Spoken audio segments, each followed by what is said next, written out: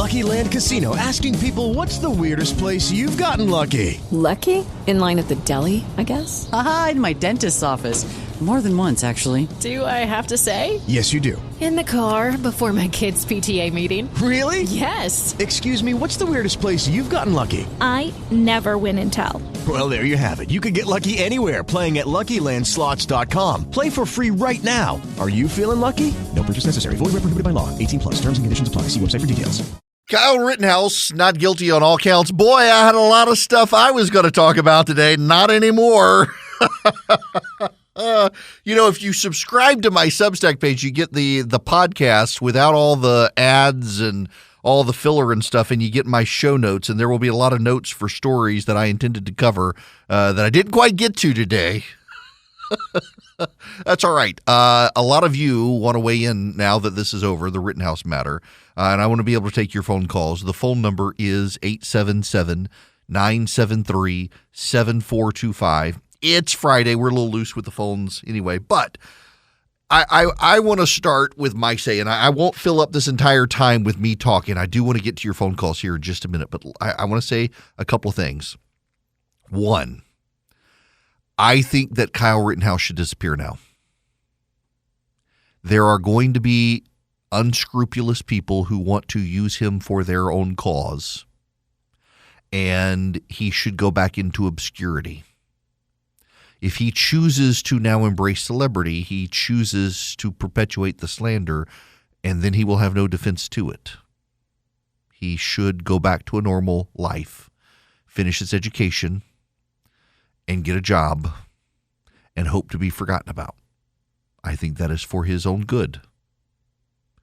And he needs to be mindful if he chooses otherwise. There are going to be a lot of people who want to use him for their own purposes, who will pretend to be his friends who are not.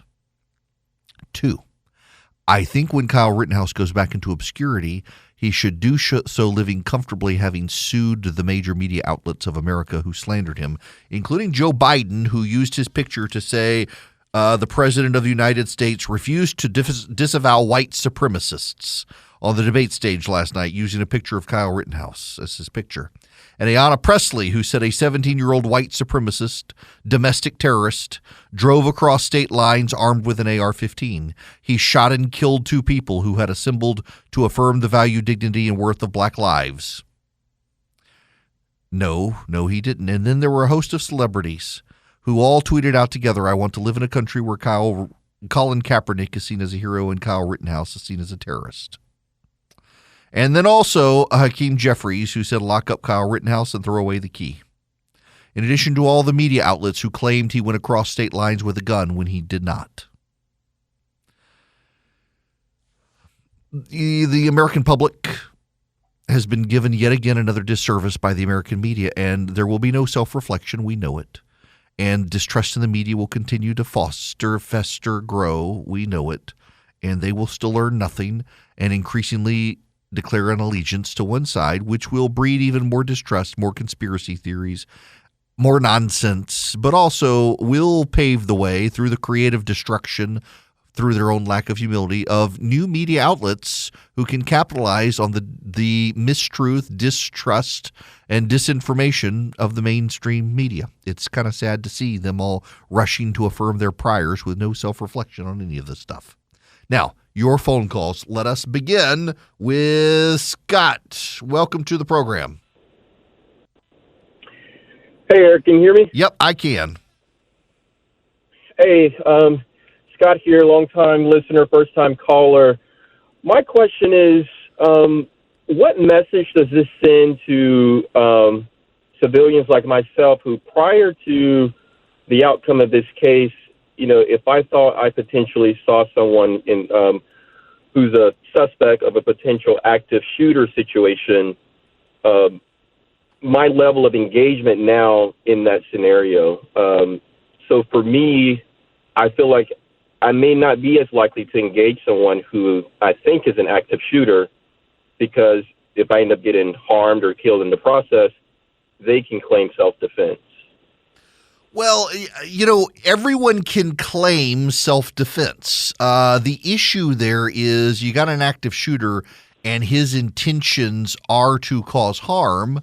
then he does not have a right to self-defense. So it bore on the trial pretty significantly that it became undisputed in the trial Kyle Rittenhouse was not there to cause harm, nor was he there to provoke. It came out in his testimony. It came out in even some of the prosecution testimonies that it really wasn't in dispute. The reason he went there was to stop bad people from doing bad things, not to provoke, incite, or do bad things himself. So in your active shooter scenario, if the active shooter wanders into a school and his intent is to cause loss of life and someone kills him or is killed by the active shooter trying to kill him, the active shooter doesn't get to claim self-defense because the motive of the active shooter matters. So Rittenhouse's motive mattered with a self-defense charge or with a self-defense defense. His motive was he went there not to engage in harm and cause chaos. That's what the defense. That's what the prosecution wanted to show. He went not to cause harm, but in the process of everything else happening in the case, Rittenhouse had a right to defend himself. Listen, if you're going to kill other people and you kill someone who's stopping you, who's trying to stop you from killing those people, you don't get the right of self-defense. Your right of self-defense comes in, you have the right to preserve your own life, but you don't have the right to preserve your own life when your intent was to take other people's lives. I hope that makes sense to you. If you're going into a riot situation and you're going to participate in a riot in some way, and someone tries to kill you, you have the right to self-defense. But if you're going yourself to take the life of another, you don't have the right to claim self-defense when you stop someone who's trying to stop you. Motive matters greatly. Kyle Rittenhouse went to Wisconsin, actually had a job there, really didn't cross state lines the way they're saying it, as if it matters. But he was not going there to cause damage. He was not going there to cause destruction, and he was not going there to cause death. Now, he got into a crowd in a situation that was possibly provocative, but he had as much right to be there as everyone else who was there. What then happened is other people tried to take Kyle Rittenhouse's life, not while Kyle Rittenhouse was trying to take someone else's life. And Rittenhouse had a right to self-defense. The background, the motive, the reasons, they all matter. And that's something the prosecution had a hard time dealing with in this case, but the jury implicitly understood. So an active shooter doesn't have the right to a self-defense claim by killing the person who's trying to stop the active shooter. Kyle Rittenhouse has a self-defense claim by killing the people who were trying to kill him when he was not then in turn trying to do terrible things. Back to the calls. Dennis, you're next. Welcome. Hey, Eric. Thanks for having me. I love the show. Thank you. I just wanted to comment on the Rittenhouse case. The media is focusing on whether or not he's guilty, for murder. But what they're not focusing on is the real reason. And I got this from Tulsi Gabbard. She posted a thing on Instagram or something, and she made a very good point. The media is not focusing on state and local governments for letting the protests get out of hand and turn into riots. And that's really the question we need to be asking. Why is state and local governments, I'm in Georgia as well, and I remember when the riots were going on, here in Atlanta, Keisha Lance Bottoms really didn't do anything and let the rioting, escalate until, the National Guard was sent in and everything. But it's crazy to think that the local and state governments are letting people riot because, we have the right to protest, but we don't have the right to riot and destroy property. And I just wanted to get your thoughts on that. Yeah, listen, I think, Dennis, that's a very good point because Kyle Rittenhouse would never have felt the need to go had local authorities done their job. There's all this concern, like Eugene Robinson, I played his clip just a little while ago, about vigilantism. You know how you stop vigilantism? You allow the police to do their job. You want to stop future Kyle Rittenhouses?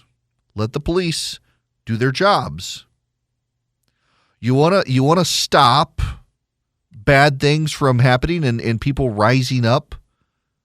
Well, then you need to be willing to say that you're going to rely on local law enforcement and you're going to have their back to do things. He only exists, Kyle Rittenhouse only exists in a system of government failures. The government did fail. The government failed to keep Kenosha, Wisconsin safe. And so people like Kyle Rittenhouse decided they themselves, because they had family there, they were going to keep it safe. You want to stop vigilantes, progressives, you're concerned about this will embolden vigilantes? Well, stop trying to defund the police. Stop trying to say it's okay to riot. Stop trying to say burning down buildings isn't violence. You yourselves caused Kyle Rittenhouse. Back to the phones we go. Bill, you're next. Welcome to the program.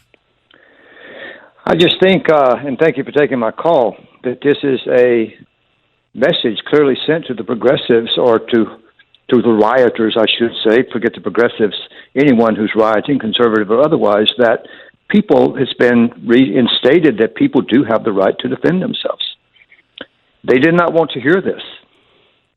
You're right. You're right. They don't want to hear a lot of things these days. You've got the right to self-defense.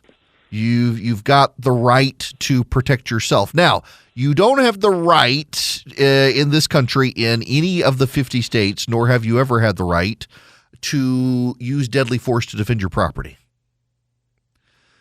If you yourself are in the property and they're coming after it, then yeah, you have the right. But you don't have the right to go out and gun people down from behind as they're there throwing a Molotov cocktail at your building. There are limits to defense of property in the country. But you have the right to defend yourself. You have the right to defend yourself and your family. And you have the castle. If someone's busting in your door while you're at home, you do have the right to shoot. If someone's busting in the door with a Molotov cocktail and you're inside the business, you've got the right to take out the bad guy. But again, if you want to stop all of this from happening, and if you're on the left, please listen to me. Please understand me. If you're on progressive and you're upset with this story, if you're upset with this verdict, stop emboldening riots. Stop allowing rioters. Stop claiming that it's okay to burn down buildings because it's not violence. Because you will get more Kyle Rittenhouses. And they will continue to be let go by juries as you are destabilizing society through emboldening rioters, through emboldening violence, through emboldening defunding the police, through emboldening making police the bad guys. The police in Kenosha, Wisconsin were glad to have Kyle Rittenhouse there because they couldn't stop the rioters from burning down businesses, and they needed the help. Again, you can't emphasize this enough. Listen, I understand there are some of you who are mad about this verdict, but I can't emphasize it enough. He would not exist in a world where the police were funded and encouraged to stop riots. But you had mayors across America, including the mayor here in Atlanta, Keisha Lance Bottoms, who were fine with the rioters. Remember, in my city in Atlanta, there's a police officer on trial for murder because a bad man stole a taser, gave a police officer a concussion, fled, and then turned around to fire the taser at the police officer, and he pulled his gun and shot the bad guy running. And it's the police officer who's being treated as the murderer. That police officer, Garrett Rolfus, his name, is no murderer. He was doing his job. And yet local politicians want to make him the bad guy. And as long as we have situations like that, we're going to have situations like Kyle Rittenhouse. Rittenhouse is understandable and exists only in the society that progressives, through their policies, have made. The phone number here is 877-973-7425. So, Bari Weiss has a piece she just put up. I can give you the nugget of it. If you're shocked by the Rittenhouse verdict, reconsider the media you consume. I think that's probably a fair way to say it. One of and I talk about this all the time. Maybe I'm too much of a broken record on it, but I want to actually read you something you will be familiar with because we talk about it a lot. But I think that oftentimes people tend to ignore all of it. And it's actually pretty fundamental to our society. Congress shall make no law respecting the establishment of religion or prohibiting the free exercise thereof or abridging the freedom of speech or of the press or the right of the people to peacefully assemble and to petition the government for a redress of grievances. Congress shall make no law respecting the right of the people to peacefully assemble. You have the right to peacefully assemble in this country, to petition the government for redress of grievances. You have the right to assemble to protest. You have the right to disagree. You have the right to go into the street to disagree. You do not have the right to unpeaceably assemble. The key word there is peace. You don't have a right to riot. You don't have a right to burn things down. You don't have a right to get that out of your system by being violent. And yet, a lot of people in the media on CNN and MSNBC said you did. Chris Cuomo said protesters, there's no law that says protesters have to be peaceful. Yes, there is right there. Congress shall make no law respecting the right of the people to peaceably assemble. You got to do it peacefully. And yet they said that these are members of mainstream media outlets were saying that it was okay for the rioters to do that. You know who didn't think it was okay for the rioters to do that? The 12 jurors in Kenosha, Wisconsin, who had to live through it. You think that didn't have any bearing on their thought processes? You're not allowed as a jury. You're not required to disassociate yourself from your community. You have to be a fair and impartial jury, but you can't tell the juror, well, ignore your lived experience. You've got to come at this as empty vessels. No, you have to come at this with the facts of this particular case unknown to you. But that doesn't mean your lived experience can't inform how you see the evidence. And their lived experience was those rioters showed up and the police couldn't do anything. I suspect that will have had some bearing on the juror's frame of mind in this case. But also, again, to keep beating this dead horse by now, you don't want Kyle Rittenhouse, don't riot. You don't want Kyle Rittenhouse, don't defund the police. You don't want Kyle Rittenhouse, don't embolden people to destroy property claiming it's not violent when they do it. It is violence. It is violence against property. And will the left realize these things? There are already people on the steps of the courthouse in Kenosha, Wisconsin. Kamala Harris's first day as president. We haven't even gotten into that. Joe Biden had to give her the powers of the presidency, and riots are starting. Hello there. It is Eric Erickson.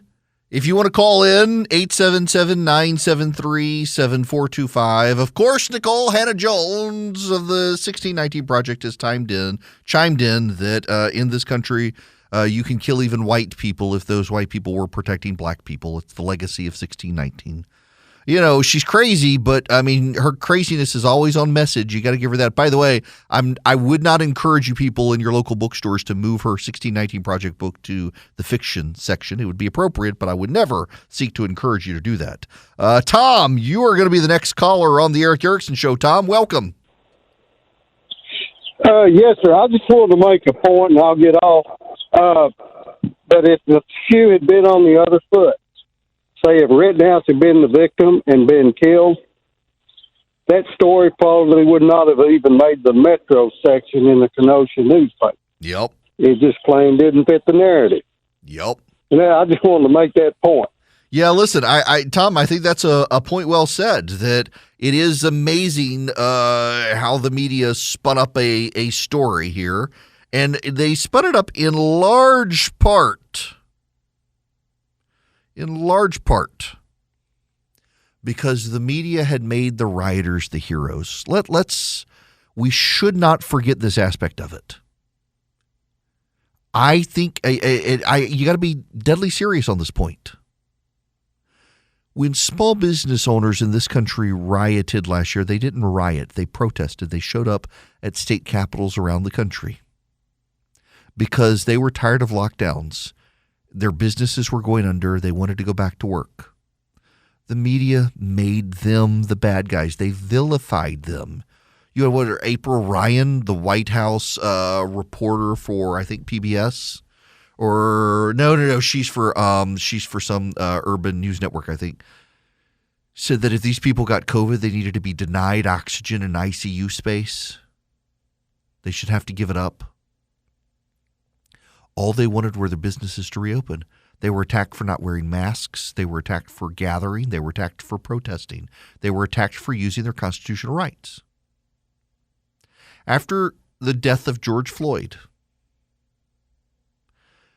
members of the media attacked anyone who stood in the way of the protesters, made the protesters the hero, didn't care they were not masked, denied and downplayed the spread of COVID, even though COVID was directly related to those mass gatherings of unmasked people at the height of the pandemic. Their protests were more important. Their civil rights were more important than the spread of COVID. They had every right to be there in a way the peaceful small business owners did not. And members of the media, including the Pulitzer Prize-winning New York Times journalist Nicole Hannah-Jones, claimed the destruction of property was not violence. These people had insurance anyway. It was remarkable to see the double standard. And so much of the media coverage of the situation was shaped through that lens in the press. It's no wonder people think Kyle Rittenhouse went across state lines with a gun, because that's how the media covered it. They're still, even though he's been found not guilty and the facts have come out that wasn't true, they're still covering it that way. Hard to give him a fair trial. Now, here is something you do need to know. Kamala Harris has been president today. The first time a woman has been president of the United States, only acting president. Joe Biden had a colonoscopy. They were trying to find his brain. And while he was under anesthesia, they gave Kamala Harris the powers of the presidency. And, of course, rioting is starting in Kenosha, Wisconsin. I don't know that they found Biden's brain during his colonoscopy, but he's apparently out of anesthesia, and the powers of the presidency have reverted back to him. Let's go back to the phones. David, you are going to be next. Welcome. Hey, Eric. How you doing? Good. How are you? All right, good. Since we're talking about juries and verdicts and things like that and what the Constitution actually says, there's one thing that constantly drives me nuts, and I cringe every time I hear it. And I hear the media do it constantly. Kamala Harris has done it recently. Keisha Lance Bottoms, and I even heard Hannity make this slip up this week on his show.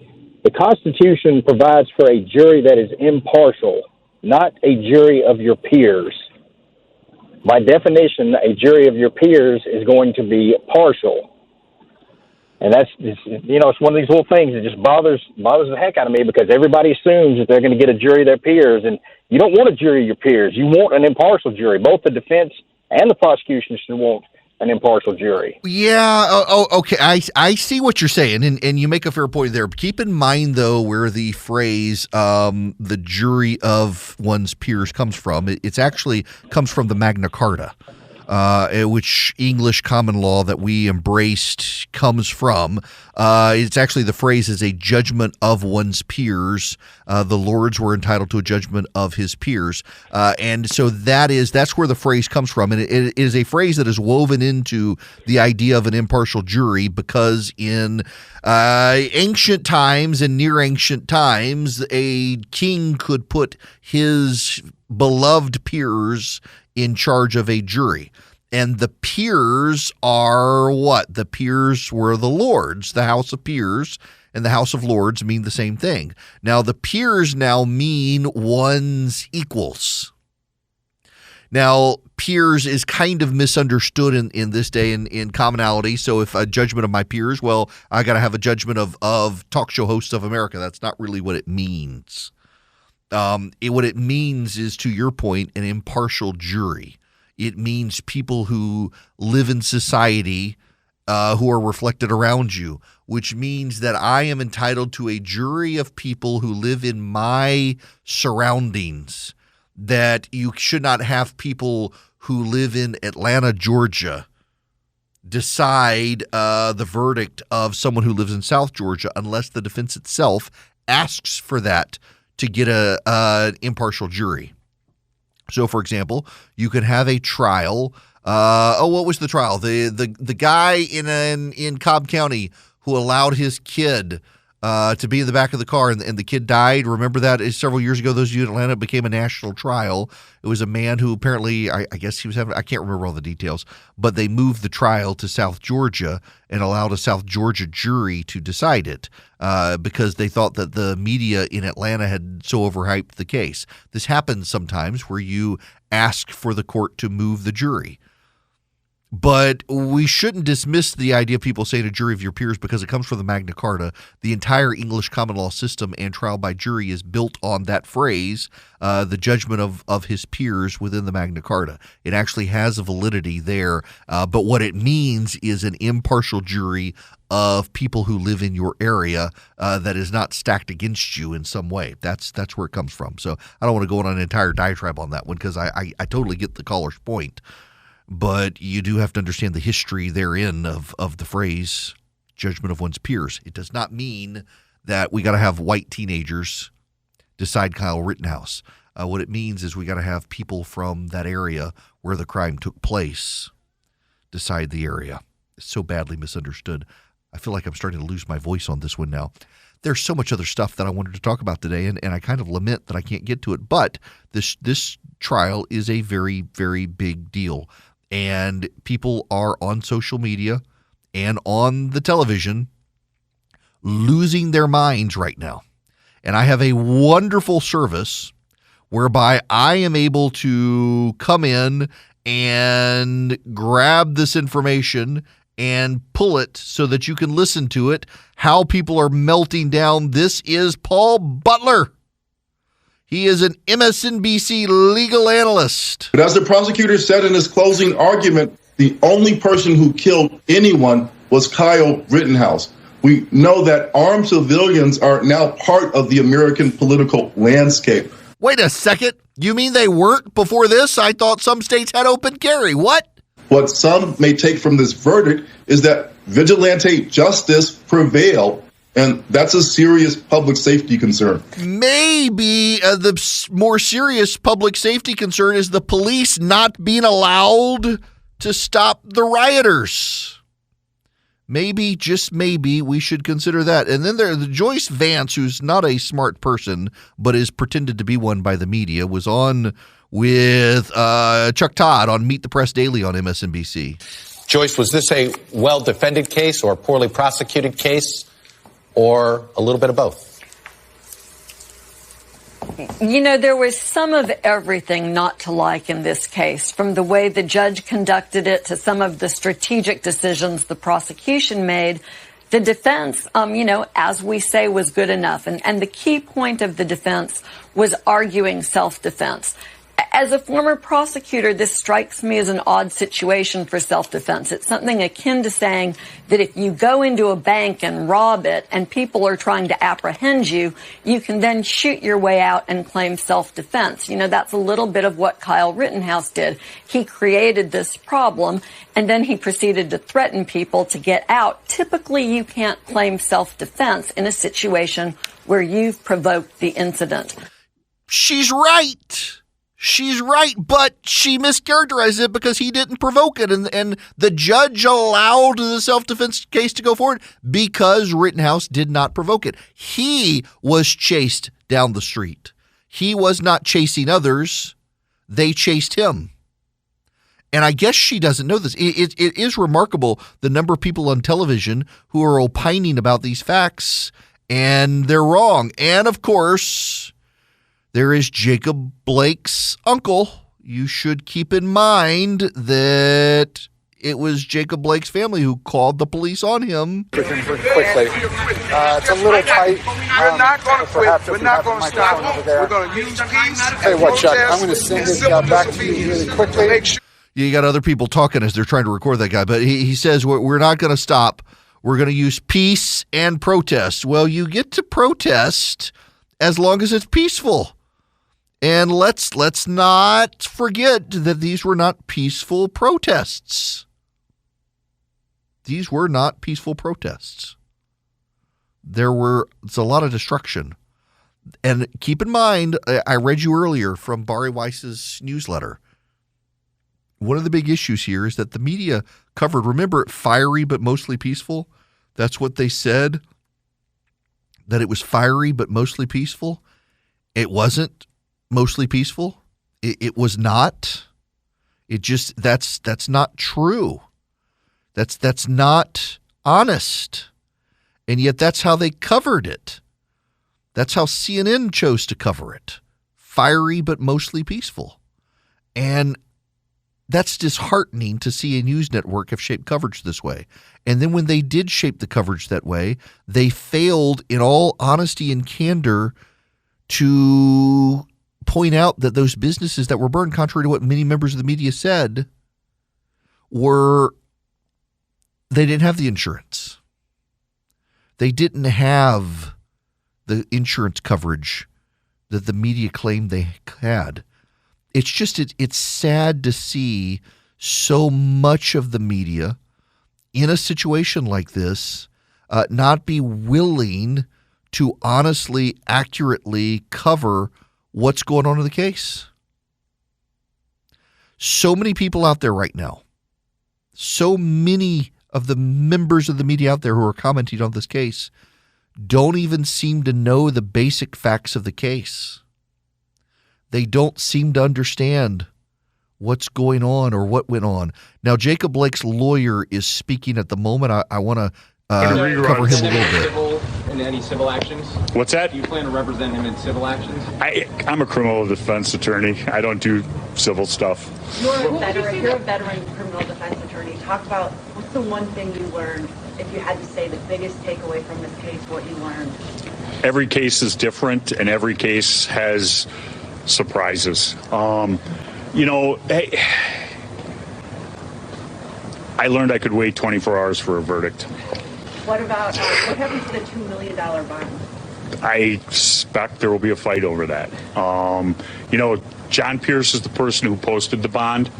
All of that money was raised on behalf of Kyle. Lynn Wood and Fight Back say that they're entitled to it. There was, and when I'm using round numbers, but there was $500,000, I think, that came directly from Wendy Rittenhouse from money she had raised. So there's going to be a fight over that, and I'm just thankful that there will be a fight over that, because if he had lost, it wouldn't have mattered. Kyle had aspirations to be a first responder. Is that still... He wants to be a nurse. Still wants to be a nurse. What would you say your biggest takeaway is from this 25-plus hour jury deliberation? What do you think that says? I need to be more patient. That's Kyle Rittenhouse's lawyer speaking on the steps of the courthouse there where a crowd has gathered. A very happy man today. Happy with that verdict. Kyle Rittenhouse, a very happy man today. A lot of angry people And keep in mind, a lot of that anger and rage is based on willful distortions by members of the media who reported facts that were not so. Hello there, it's me. Glad to have you with me. Look, I've been digging around. I have not been able to find. This is a mystery, folks. The White House is keeping information from us. They will not say whether or not they found Joe Biden's brain when they did the colonoscopy earlier. They're neither confirming nor denying it. They're not saying anything. Well, the doctors say it's patient privilege information. They put Kamala Harris in charge to go do that colonoscopy, and no report on his brain. But he is back now and back in charge, and I gotta give the President of the United States some credit. Arriving on the South Lawn, he was asked about the Rittenhouse verdict. This is direct quote from the President of the United States. "I stand by what the jury has to say. The jury system works." Good for him. That was a spot on message by the President of the United States. Maybe they found his brain. Maybe they're letting him borrow it for a little bit. I don't know. But that was a pitch perfect statement. Listen, again, to review here, Kyle Rittenhouse not guilty on all counts, and this situation would not have happened had the law enforcement system worked in Kenosha, Wisconsin.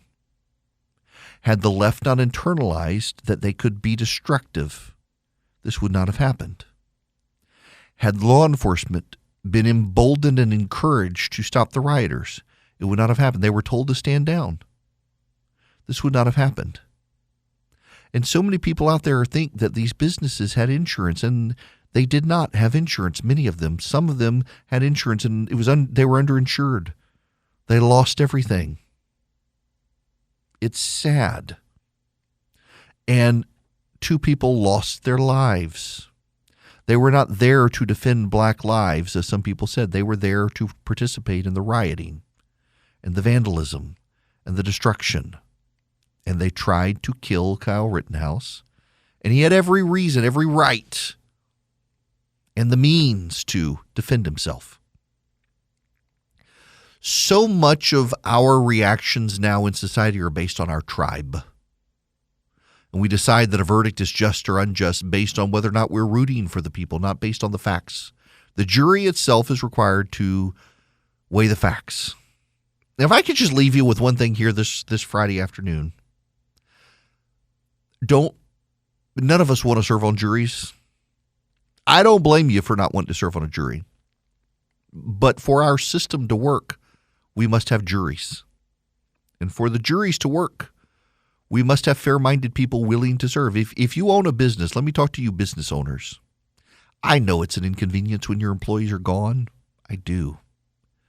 But you should probably consider incentivizing your employees to be willing to serve on juries, to give up their time to do it. Yes, it's inconvenience. It's a pain in the butt for you and for them, and they don't want to do it. But figuring out a way to make it more convenient for your employees to want to serve on a jury, you really should do it, because our system requires all of us to step up on occasion and do these things. And there are a lot of employers who get mad at their employees. Don't encourage them to be a part of the system. And you thought these last 2 years were crazy. Welcome to 2022. It's coming up and nothing makes sense still, especially in business. If you're a small business owner, good luck getting financing from a big bank right now. I can offer you a fantastic solution if you're looking for $750,000 or more in financing for your business. First Liberty Building and Loan. Let's say you want to buy a new building, or you want to refi existing debt, or you want to buy a company. Basically, you see opportunity for your business to grow, but you've hit a wall with the mega banks getting financing. That's where First Liberty Building and Loan and my friends the Frost family come in. They solve small business financing problems better than anyone I've ever seen. They say yes, where big banks say no. It's that simple. Look, just do this. Spend 10 minutes with them. Call them, First Liberty Building and Loan. Say Eric sent you. In 10 minutes, you'll know if you're a good fit for their program. Go to firstlibertyga.com. That's firstlibertyga.com. They help small businesses nationwide in all 50 states. firstlibertyga.com. Lucky Land Casino, asking people, what's the weirdest place you've gotten lucky? Lucky? In line at the deli, I guess? Aha, in my dentist's office. More than once, actually. Do I have to say? Yes, you do. In the car before my kids' PTA meeting. Really? Yes. Excuse me, what's the weirdest place you've gotten lucky? I never win and tell. Well, there you have it. You can get lucky anywhere, playing at LuckyLandSlots.com. Play for free right now. Are you feeling lucky? No purchase necessary. Void where prohibited by law. 18 plus. Terms and conditions apply. See website for details.